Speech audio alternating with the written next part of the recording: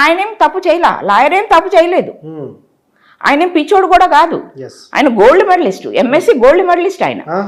ఆయనేం పిచ్చోడు కాదు, ఆయన ఏమి డ్రింక్ చేసుకొని కోర్టుకు రాలేదు, ఏం లేదు. ఆయన ఒకటే క్వశ్చన్ చేస్తున్నాడు, ఈయన ఈ రోజు విష్ణుమూర్తిని వెళ్ళి అడుగు అని అంత తక్కువ చేసి హిందూ ధర్మాన్ని మాట్లాడుతున్నాడు కనుక నేను ఆ పని చేశాను. ఇదే జడ్జి, ఇదే జస్టిస్ ఒక ముస్లింని కానీ ఒక క్రిస్టియన్ని కానీ ఈ విధంగా మాట్లాడగలరా అని అడుగుతున్నాడు. మాట్లాడలేరు, అది అందరికీ తెలుసు, ఓపెన్ సీక్రెట్. ఇండియాలో ఏ రాజకీయ నాయకుడైనా, ఏ జడ్జి అయినా, ఎవరైనా ఒక్క హిందూ ధర్మాన్ని మాత్రమే తక్కువ చేసి మాట్లాడగలరు.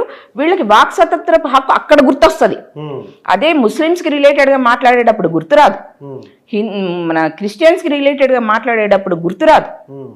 హిందువుల మీదకి వచ్చేటప్పటికి ప్రతి ఒక్కడికి వాక్ స్వతంత్ర హక్కు గుర్తొస్తుంది, ఇంకొక హక్కు